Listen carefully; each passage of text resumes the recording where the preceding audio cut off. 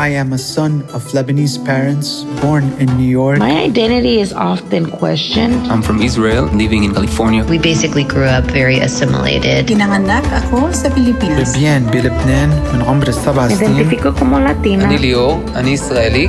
Mind, body, and ancestry integration. This is migration. All right, welcome back. Today I have a very special guest, my husband, Alan. Welcome. Thank you for being here today, sharing about your journey in regards to how you found your person, how you found your therapist. Well, I think I probably have seen on and off, or for a short period of time, at least maybe 1, 2, 3, 4, 5, 6 different therapists. And so I would say it wasn't easy finding someone who kind of fit or felt like a good fit. And so I don't know how far back to go, but maybe the first experience with a therapist was in college. I think I knew that mental health therapists existed before then, but I remember the one from my high school, both, they were just kind of creepy.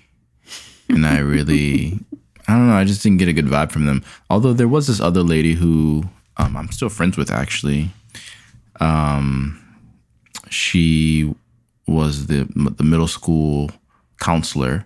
And I never, quote unquote, had a session with her, like a formal thing. But I did really appreciate her. And like I said, I still am in touch with her now. But the high school guys were just kind of weird. And I didn't really vibe with them. And so then in college, when I was having a depression episode, probably one of my first ever extended kind of debilitating type stuff, I went to see someone at the mental health services at my school. And yeah, it wasn't that great. It wasn't terrible, but just feel like there wasn't really an attempt to kind of get to know me or figure out what was going on. It was just like, hey, why don't you just take these antidepressants and they'll make you feel better? Which probably would have been the case, but I wasn't at a place yet where I just wasn't there yet. So I guess fast forward to my last therapist, which was amazing. I think we met for maybe almost a year and a half or so. And yeah, I think it was that long. Might have been longer. No, I don't know. It was a while. And it was just one of those meant to be moments, I guess, when I was just on Psychology Today and looking for someone, and I had just come off of a bad interaction or a not so great one where I met with this therapist, and I was kind of not sure what I was looking for, but I was like, well, why don't I just try like an older Black man, kind of like maybe a grandfather, father figure type person, maybe. But that probably was already a bad idea, like a non-starter, because he actually made me feel kind of, he didn't make me feel, I felt kind of a little condescension. He was a little condescending towards me. A little like, your life's easy, let me tell you how to make it easier kind of feeling. And I didn't like that. And so I didn't go back to him. But I was on Psychology Today. I don't know, I just saw this guy. He had nothing in common with me. But there was just something about him. I was like, I don't know, I feel like this might work. Maybe it's so different, like so off target so in left field that it could work. And so it did. It was this German guy, middle-aged. I don't know. I was like, let me try this. And so, I mean, and that's not to say that there weren't some times, and he'd admit this. He'd admit that this is true, that we were just like, maybe this isn't working. And so it wasn't like smooth sailing the whole way. But maybe one of the most important parts was actually being able to be working with someone who, is just willing to talk about anything, even like, oh, the last session was kind of uncomfortable, or maybe, are you sure you want to be doing this? Those kinds of conversations I think are important too. And being able to just have everything out in the open. So I don't know if I have more to say on that. You talked about your middle school, this sort of adult role model or person, and I don't want to put a label exactly on her, but that like you felt a certain way in the way that she interacted with you. And you mentioned she didn't actually provide it like a formal therapeutic session, but what was it about that relationship that made you feel the way you felt?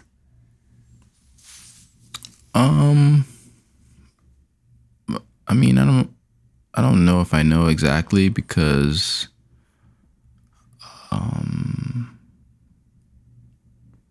I mean, maybe some of it was related to her being Black and me being Black and us being two of the few Black people in the school that I was in.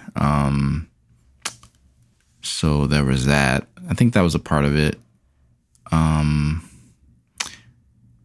Yeah, and my memory is not serving me very well right now as far as like what the early interactions were. But I think I remember feeling a few things. One was feeling like she saw me as, how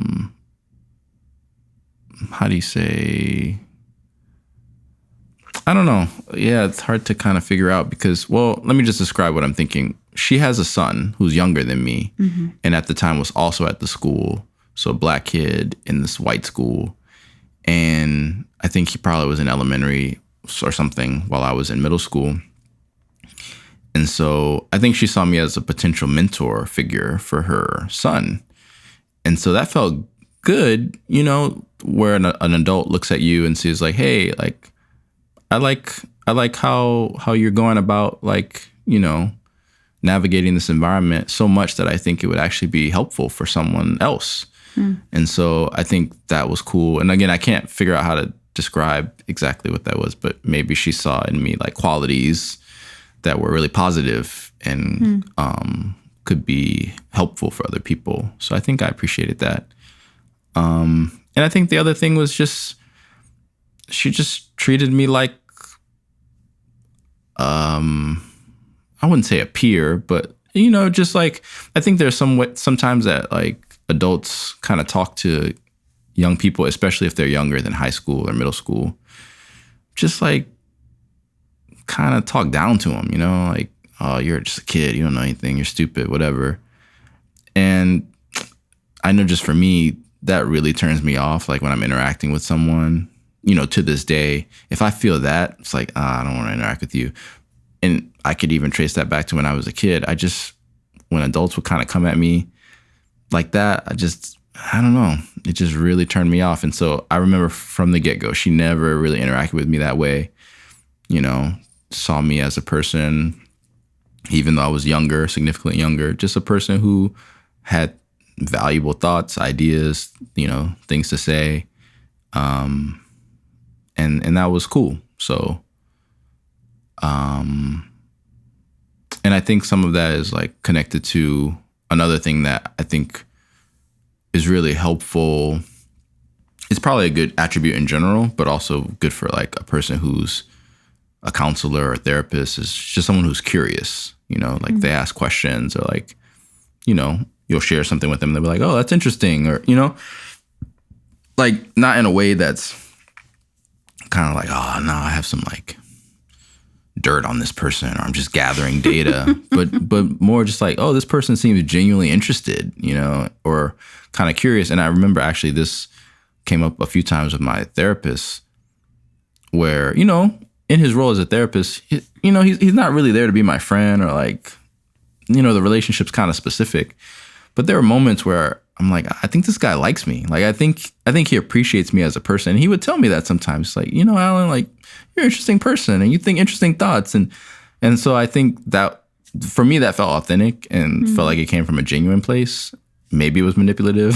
I don't actually think it was, but I had that same feeling with her, even when I was a kid, just feeling like, oh, this person really like appreciates me.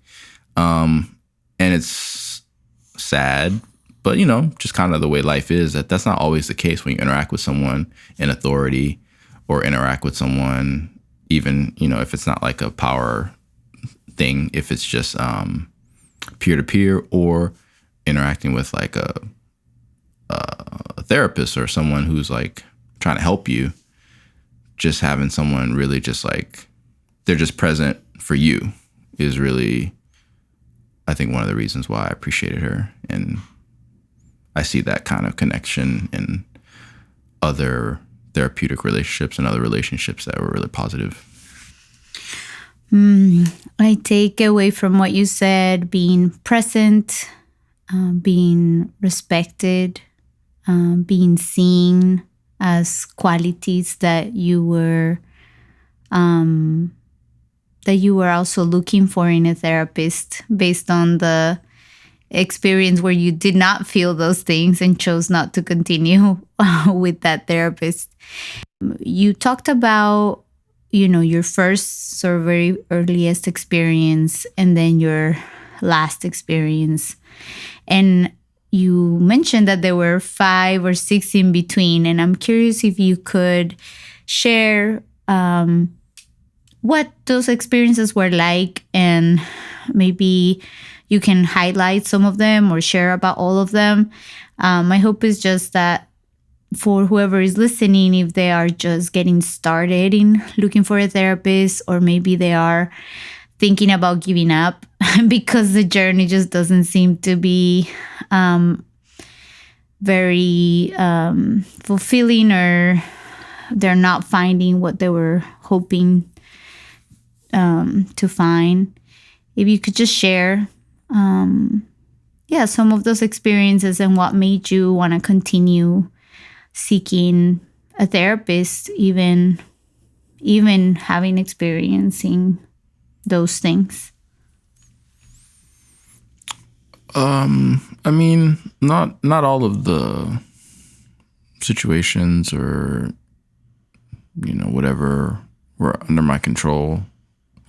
So first person, like I mentioned, just wasn't feeling it from the get. And then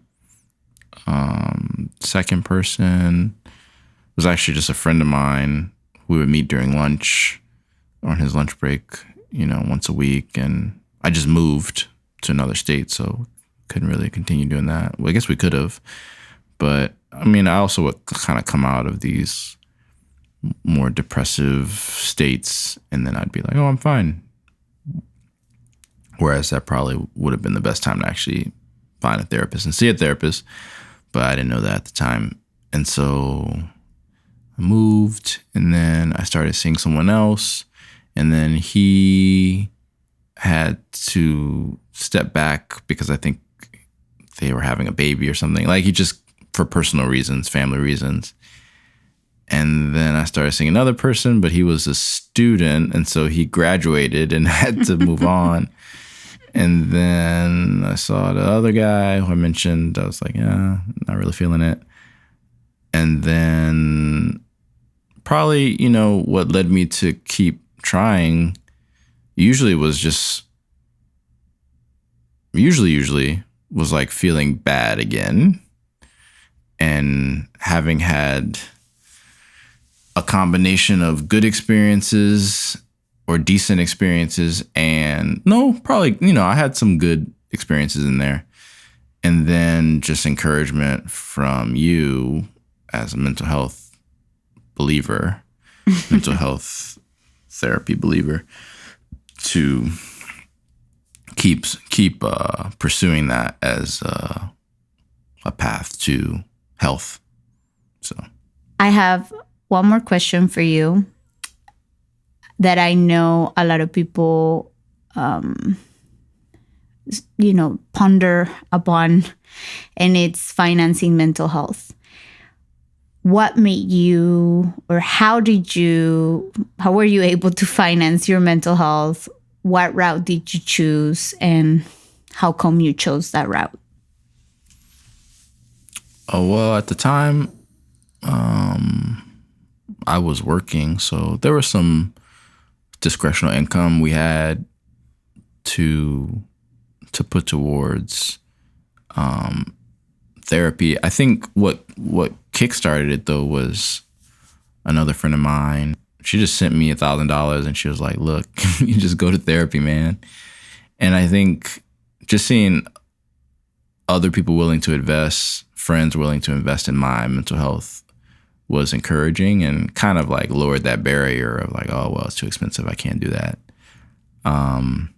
And if I could do it all over again, like go back to that time, I would tell myself to just ask other people to like give money and sponsor me, you know, because it's been that critical and that important.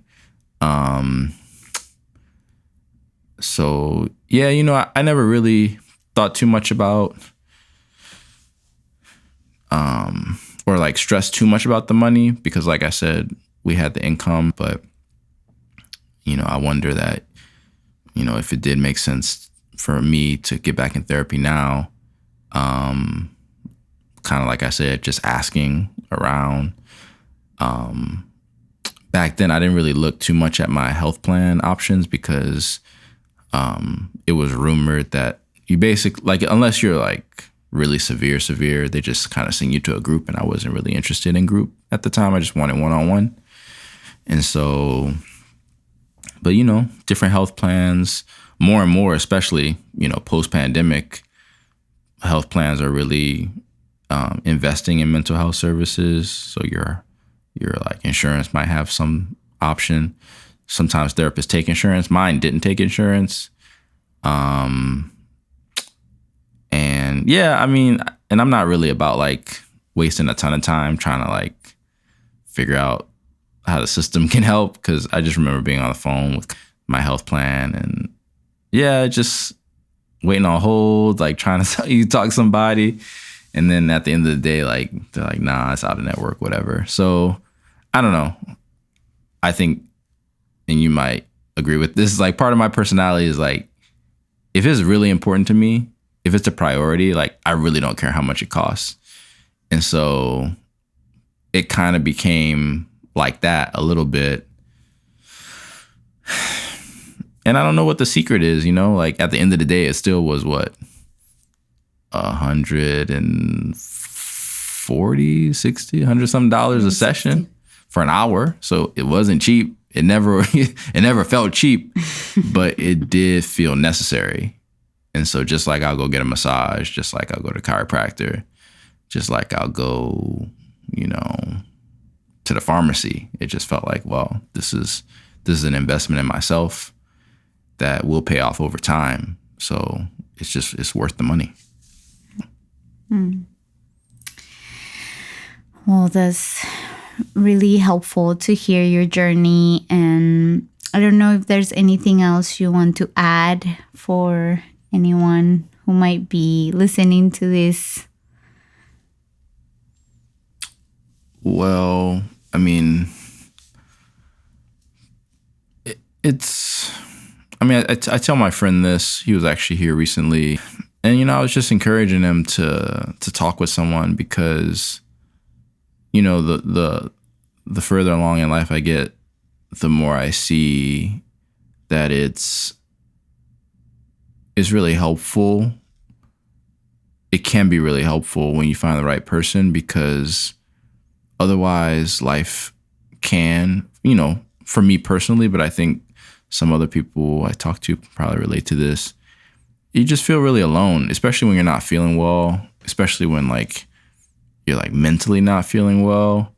I guess you don't feel in your mind, but just, mentally, emotionally, you're not doing good. It's really easy to just be like, I got to do this by myself. I got to figure it out. And I think, particularly people that kind of were raised to be really independent like that, I think it's, also an element of our culture. The American culture can be very independent, and it's hard to depend on other people. But there's just something about, just feeling low that's really hard to kind of muster that energy or that focus or clarity to kind of come out of something, especially when it's, you're feeling a certain kind of way. You might not even know why, And so I've had just so much relief from, being in a few healthy therapeutic relationships to really kind of combat that idea of I got to do it by myself, or I got to figure it out by myself. And so this particular friend, and maybe this is you too, I was just encouraging him, man, you got to talk to somebody. You got to get out of your head, because I think you were saying the same thing to him, because it's really necessary to have someone else kind of in the conversation when it's just you versus you. And so, if you're feeling that way, or if you're feeling great and want to just be proactive, or maybe even deal with some stuff that, every now and then comes up, but for the most part, it's just buried. Now might be the time to search. Thank you so much for being here, for imparting your wisdom. It has been so beautiful to just be witness to your process, and just so glad that you're able to share it with other people. Thank you. Thanks for listening. If you enjoyed this charla, make sure to subscribe. If you want more information about Mindgration, connect through the link on the description below. And join me next time in this space where we can explore how the mind, body, and soul can thrive in this adopted land called home.